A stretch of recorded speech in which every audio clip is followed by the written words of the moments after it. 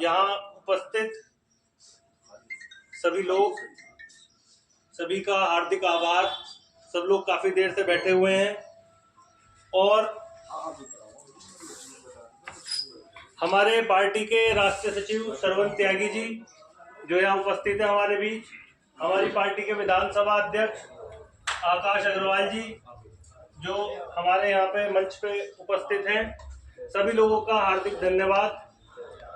हमारे गठबंधन की प्रत्याशी डॉली शर्मा जी मंच पे उपस्थित हैं, उनका हार्दिक आभार।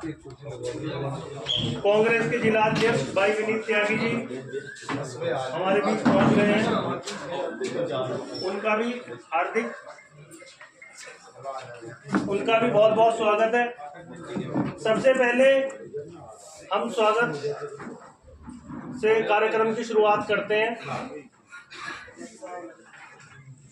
तो सबसे पहले मैं बुलाऊंगा भाई मूलराज गौड़ जी को, वो आए और पुष्प गुच्छ देकर डॉली शर्मा जी का सम्मान करें।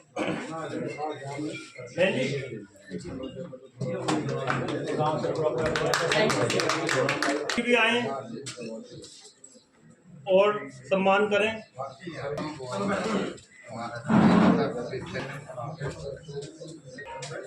भाई आरिफ आए और वो श्रवण, मैं बताऊंगी आपको, मैं यहाँ से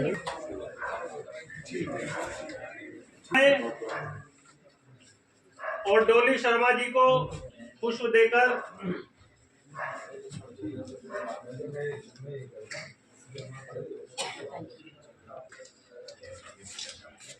भाई ताली बजाते रहो।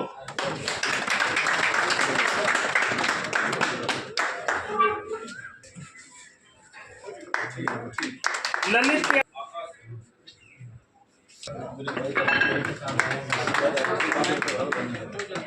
स्वागत करें।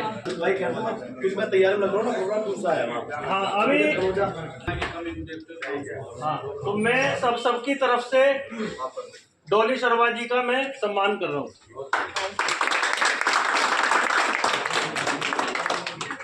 आमंत्रित करूंगा श्रवण त्यागी जी को, वो आए और वो सूक्ष्म में अपनी बात रखें। बहुत धन्यवाद नितिन भाई। सबसे पहले हिसाली के माँ बुजुर्गों को मेरा प्रणाम। और इस गांव ने तो हमेशा बहुत प्यार दिया है, इसमें बहुत बड़ा योगदान हमारे नितिन भाई का, हमारे विनीत भाई का रहा हमेशा। बात बहुत छोटे रूप में कही जाएगी, कोई लंबा भजन का टाइम है नहीं, बहन जी को थोड़ा लगे हुए आगे। साथियों, ये जिम्मेदारी केवल विनीत भाई की या केवल नितिन भाई की नहीं है। हम जो अपनी बात कहने आप लोगों के बीच में आए हैं, ये जिम्मेदारी आप लोगों की है, क्योंकि आप लोगों के बीच से निकल करके आज दो युवा चेहरे राजनीति में अपना मुकाम बना रहे हैं, जिनमें एक हमारे भाई है नितिन त्यागी जी। ये आपके गांव के हर आदमी को पता होना चाहिए, समाजवादी पार्टी की जिला इकाई की मेन महासचिव हैं। और जितना मजबूत आप इनको करेंगे उतना मजबूत आपका गांव हो जाएगा। वहीं दूसरी तरफ आपके भाई विनीत त्यागी जी चुनाव भी लड़ते आए आपके यहाँ से। ये दो स्तंभ हैं आप गांव समाज के। इन लोगों की मजबूती के लिए बेहद जरूरी हो जाता है कि जब ये लोग आपके बीच में आए तो आप इनकी बात का मान रखें। ये अपनी अपनी पार्टियों में कहीं ना कहीं आपकी पहचान से जाने जाते हैं। आज हमारी बड़ी बहन डॉली शर्मा जी आपके बीच में है। आपका एक एक वोट आपके युवाओं को मजबूत करेगा। और आने वाले समय में जो भी उम्मीदें आपकी सरकार से रही हैं, बहन जी आप एक बात पर गौर करना, यहाँ की एक बहुत बड़ी डिमांड है। और इस गांव ने ऐसा एक दुख देखा है कि एक शहादत को इस गांव ने 2 बार आंसू में डूबे देखा। इस गांव से शहीद हुए अमरीश त्यागी जी का 16 साल बाद पार्थिव शरीर मिला। जब वो पहले लापता हुए तब इस गांव ने उनकी शहादत को मनाया, और 16 साल बाद जब उनका पार्थिव शरीर यहाँ आया तो इस गांव ने तब भी आंसू में इस गांव को डूबे हुए देखा। तो ये नैतिक जिम्मेदारी हम लोगों की बनती है, तो जुड़े हुए लोग हैं कि कहीं ना कहीं इस गांव को उस तरह का सम्मान नहीं दिया गया जिस गांव से शहीद होने के बाद में इस गांव को एक भूमिका में ढाला जाए। यहाँ का प्रशासन रहा हो, सरकार रही हो, सांसद रहे हो, विधायक रहे हो, किसी भी नेता ने जो सरकार के पक्ष के लोग हैं, जिन वादों को यहाँ किया, एक भी वादा पूरा नहीं किया गया। ना उनके नाम पे सड़क का निर्माण कराया गया, ना कोई स्कूल की भूमिका बनाई गई, ना कोई चौक बनाया गया, ना पार्क बनाया गया। जबकि मैंने ये देखा है राजनीति में, अगर किसी गांव से कोई शहीद होता है तो उस गांव को एक विशेष पहचान जिला स्तर पर मिल जानी चाहिए। तो ऐसी उम्मीद ये गांव के लोग आपसे करते हैं। और मैं गांव वालों से एक बात कहूंगा कि आपके बीच में जो हमारे नितिन भाई हैं, यदि आप ऐसे लोग मजबूत करेंगे, आप अपने गाँव को देखिए, अपने बीच के लोगों को देख लिए। डोली बहन जी आपके बीच की हैं, नितिन त्यागी आपके बीच के हैं, विनीत त्यागी आपके बीच के हैं। जितना मजबूत आप इन लोग करेंगे उतने मजबूत आप लोग होंगे और ये सारे मुद्दे आपके हल हो जाएंगे। लेकिन इसके लिए जरूरी है कि आप वोट करें। आप धर्म के आधार पर ना जाएं, आप जाति के आधार पर ना जाएं, आप केवल देखें कि आपके मुद्दे कहाँ हल होंगे। आपके रोजगार के जो मुद्दे हैं, जो किसानों के मुद्दे हैं, ये तमाम मुद्दे ऐसे हैं जिनके ऊपर आपको बहस करने की जरूरत है। सरकार के लोग आपके बीच में आएंगे, सवाल पूछना सीखिए आप। मैं जोर नहीं दूंगा आप पे कि आप जबरदस्ती मेरे कहने पर वोट दें, लेकिन अपने अंतरात्मा से पूछिए कि आप जाति और धर्म के नाम पे वोट देकर के आपको अधिकार मिलेगा, न्याय मिलेगा।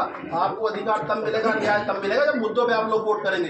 कोई धार्मिक मुद्दा, जातिगत मुद्दा आपकी जरूरतों को पूरा नहीं करता।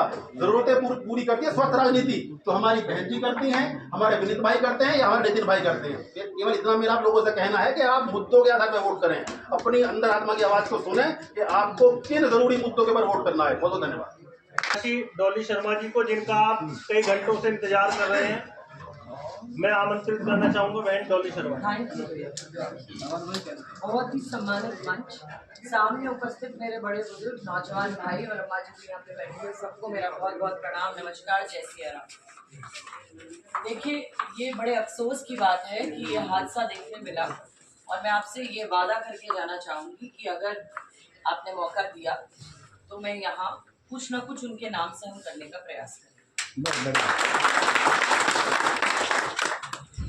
दूसरी बहुत महत्वपूर्ण बात, बहुत सारा युवा मेरे सामने, यूथ कहते हैं हम, वो मेरे सामने यहाँ पे बैठे हैं।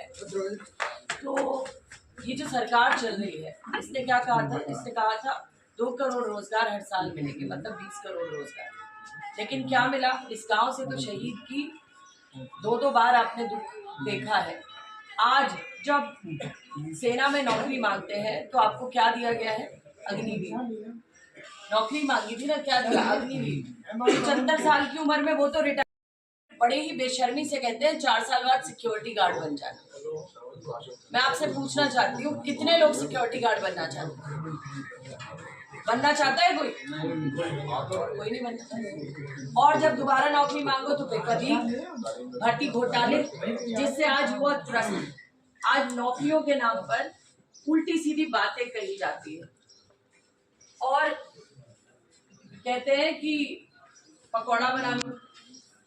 ये रोजगार कभी हमने देखे नहीं थे, जो अब सुनने में आया है कि पढ़े लिखे युवा को कह रहे हैं पकौड़े बना लो। ये जिस तरीके का सत्ता और शासन चल रहा है, ये आपको रोजगार तो देने से रहा, क्योंकि जब युवा नौकरी मांगता है तो पेपर लीक, भर्ती घोटाले, और उसके बाद अगर अपनी आवाज उठाता है तो लठ और डंडे, और फिर भी अगर नहीं मानता तो जेलों में ठूस दिया जाता है। और डराने के लिए 151 ना जाने कौन कौन सी धाराएं लगा दी जाती है। ये सच है, ये लगातार हो रहा है युवा के साथ और इस पर कोई इसका इलाज नहीं है, उपचार नहीं है। और बड़े हैरानी की बात है, ऐसे ही किसानों के साथ हो रहा है। जब किसान पे डंडे बरसे, 750 किसानों की शहादत हो गई और देश के किसान को खालिस्तानी, पाकिस्तानी ना जाने किन किन शब्दों से उन्होंने संबोधित किया और कह दिया कि भाई किसी की मौत ही नहीं हुई। सारी 750 किसानों की मौतों को उन्होंने सिरे से नकार दिया। किसानों की मांग थी एमएसपी, मिल गया। धरना ये कह के उठा दिया कि एमएसपी मिलेगा, लेकिन आज 2 साल से ऊपर हो गए, इनकी सरकार दोबारा भी बन गई, लेकिन एमएसपी नहीं मिला। किसान मिल गया, उल्टा क्या मिला? 12 पे मीटर लग गए, खेती पे जीएसटी लग गई, खाद के कट्टों का दाम जो है बढ़ा दिया और वजन घटा दिया। हमारा देश ऐसा देश बना है जहां हीरे पे तो 3% जीएसटी है, आपके बच्चों के कॉपी किताब पे 18%। और राइट टू एजुकेशन और राइट टू फूड की बात थी, जहां कभी भी शिक्षा पे टैक्स नहीं लगा हिंदुस्तान में। आटे, चीनी, चावल, दही, दूध, ये ऐसी खाने की चीजें थी बेसिक, इन पर कभी हिंदुस्तान में टैक्स नहीं लगा और विश्व में हिंदुस्तान पहला देश बना जिसने अपने यहाँ की शिक्षा पे ही टैक्स लगा दिया और आटा, चीनी, चावल, दूध, दही पे टैक्स लगा दिया। डोली शर्मा जिंदाबाद, डोली शर्मा जिंदाबाद, डोली शर्मा जिंदाबाद। हीरा खरीदवा रहे 3% पे। हीरा खरीदेगा कौन? युवा तो बेरोजगार है, किसान की खेती क्या ही खत्म कर दी, तो हीरा खरीदेगा कौन? तो इस तरीके के टैक्स जो उल्टे सीधे ये लगा रहे हैं बिना प्लान के। अब इन्होंने कहा था बेटी बचाओ। आप मुझे बताना, जब देश की पहलवान जो मेडल लाती है सड़कों पे घसीटी गई, बेटी बची है बलात्कारी? उन्नाव, हाथरस छत्तीसगढ़, अंकिता भंडारी का उत्तराखंड का, गुजरात का, बेटी बचाइए या बलात्कारी बचाए? जब सड़कों पे किसान रोंदे गए तो किसान को रोंदने वाला बचाया इन्होंने या किसान बचाए इन्होंने? उसे जेल में चाय पिला रहे। तो इनकी करनी और कथनी के फर्क साफ है। आप कितना भी देख लो, ये आपको कुछ देने वाले नहीं है। मुझे आप इतना बता दो, मैं मुरादनगर विधानसभा में खड़ी, कितने नए अस्पताल बनाए हैं? कितने नए स्कूल और डिग्री कॉलेज बनाए हैं? युवा बैठे हैं यहाँ, कितने नए स्टेडियम बनाए हैं जिसमें जाके युवा खेल सके? जो एक आध अंदर गाजियाबाद शहर में बना हुआ था उसका व्यवसायीकरण जरूर कर दिया। पहले बच्चे वहां फ्री में खेलते थे, अब वहां पैसा भर के खेलेंगे।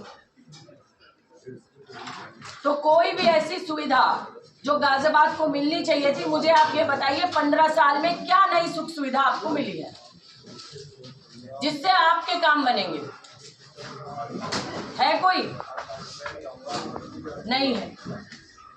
इसीलिए मैं कहना चाहती हूँ कि इस बार अपने मुद्दों पर वोट दीजिए। सामने वो प्रत्याशी हैं जिन्होंने कोरोना में स्वास्थ्य मंत्री रहते हुए गाजियाबाद को कुछ नहीं दिया। कुत्तों ने लाशें खाई, शमशान घाट पर टोकन बटे, लोग ऑक्सीजन बेड, दवाई सिलेंडर के लिए तरसे। इन्होंने क्या किया? इन्होंने आपकी सांसों पर दलाली की, अपने घर के दरवाजे और अपने मोबाइल फोन बंद कर दिए। जो व्यक्ति स्वास्थ्य मंत्री रहते गाजियाबाद को कुछ नहीं दे पाया, तो उत्तर प्रदेश को उसने क्या दिया होगा? और अब अगर कोई भटक के इनको वोट दे भी दे तो मुझे बता दो वो सांसद बन के क्या दे देगा? वो दे सकता है।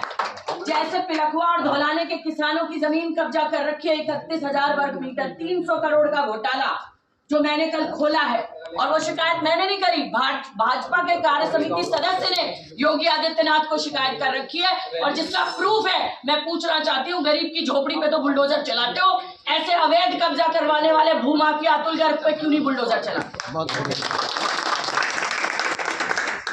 अपने कॉलेज में 10-10 लाख के घूस लेके एडमिशन करने वाले आदमी, इन लोगों को संवैधानिक पद आपके और गाजियाबाद के विकास के लिए नहीं चाहिए, अपने कोठरी भरने के लिए चाहिए इन्हें, ताकि ये फिर सत्ता का सुख भोगे और जो पिलखवा, धौलाना, ये राजनगर एक्सटेंशन में जमीनें कब्जा कर रखी हैं और जमीनें कब्जा कर सके और आप कोई सवाल भी ना उठा सके। इसलिए इन्हें ये पद चाहिए। कल हमने पब्लिक प्रेस कॉन्फ्रेंस करके रिलीज किए वो कागज जो शिकायत योगी आदित्यनाथ को दी हुई है इनकी। मैं पूछना चाहती हूँ, ना तो आप बलात्कारियों के घर बुलडोजर ले जाते, ना आप किसानों को रोंदने वालों के घर बुलडोजर ले जाते, आप किसी बच्चों पे जो युवा जिन्होंने नौकरी मांगी उनको न्याय देने के लिए जो उनके साथ अन्याय कर रहे हैं, पेपर लीक माफिया, भर्ती घोटाले करने वाले माफिया, उनके घर बुलडोजर नहीं चलते। ये बुलडोजर गरीब आदमी पे क्यों चलता है? गरीब की झोपड़ी उजाड़ने को क्यों चलता है? क्योंकि आपकी मंशा नहीं है। अगर आपकी मंशा हो तो इतना बड़ा भूमाफिया जो गाजियाबाद में कहते हैं भ्रष्टाचार हटाएंगे, और ऐसे अतुल गर्ग जैसे आदमी को टिकट देके तुम भ्रष्टाचार बढ़ा रहे हो कि घटा रहे हो? बहुत बढ़िया, बहुत बढ़िया। सीधी और साफ बात है। अतुल गर्ग जी से पूछते हैं आपके मुद्दे क्या है, तो वो कहते हैं कि मैं तो योगी मोदी के नाम पे टिकट मांग रहा हूँ, वोट मांग रहा हूँ। योगी मोदी आए थे कोरोना में बचाने आप लोगों को, सब एक दूसरे की मदद कर रहे थे, ये अपने घर के दरवाजे बंद करके बैठे। गाजियाबाद के लोगों को कह देते थे लखनऊ, लखनऊ के लोगों को गाजियाबाद। तो कहने का मतलब ये है कि इस बार आपके मुद्दों पर आपका चुनाव होना चाहिए, जो आपके बच्चों की शिक्षा, अस्पताल, आपका विकास, इस पर चुनाव होना चाहिए। नहीं तो 15 साल जिस तरीके से इन्होंने शासन किया, अगले 15 साल भी आपको कुछ नहीं मिलेगा अगर आप भटकते रहेंगे। इसलिए इस बार का चुनाव आपके मुद्दों पर। बहुत बहुत धन्यवाद। ज्यादा लंबा समय तो लूंगा नहीं, और जिला अध्यक्ष की जिम्मेवारी पार्टी ने दी है। मैं सेकंडों में मुझे पता कैंडिडेट का समय कीमती है। ललित भाई आपसे मैं माफी, मैंने पहले कहा था कि मैं आऊंगा नहीं, कैंडिडेट डायरेक्ट आएंगे, कहा था ना। कनौजा में मैं इसलिए, क्योंकि कैंडिडेट के लिए हमारे क्या दिक्कत हुई है कि अभी AIC से फोन आ गया है, तो मैं वहाँ कम से कम इतने बड़े गुड्डे बैठे हुए थे सारे कोनों के, वहाँ भी माफी मांग का हूँ। तो लेकिन मैं आपसे इतना निवेदन करूंगा कि जैसे भाई आप लोगों ने पिछली बार 2015 में वोट देकर के भेजे थे, तो सम्मान की बात है। मैं ये कह रहा हूँ 185 किसी और निकला है, बाकी 1000 का ठप्पा हमारे कैंडिडेट देते ना भाई। मैं कह रहा हूँ जोरदार नारा एक लगा दो, एक बार हमेशा लगाते हो तो एक बार लगना चाहिए। राहुल गांधी जिंदाबाद, अखिलेश यादव जिंदाबाद, इंडिया गठबंधन जिंदाबाद। बस आज की वाणी को यही विराम दे रहा हूँ, ठीक है। बस अब वोट आप लोगों को करना है, ठीक है। एक बात मैं बताना भूल गया, हमारे कांग्रेस के साथी भी हैं भैया, ग्राम अध्यक्ष हो तो मैं तुम्हारे तो हाजिरी भूलनी चाहिए। कहा थी खोजी भाई, इसके चाचा थे वो जो 16 साल बाद सब मिला था, और बहुत ये इनके चाचा ये हैं। हाँ, ये बैठे, ये सब लोग साथ हैं, कोई दिक्कत नहीं है।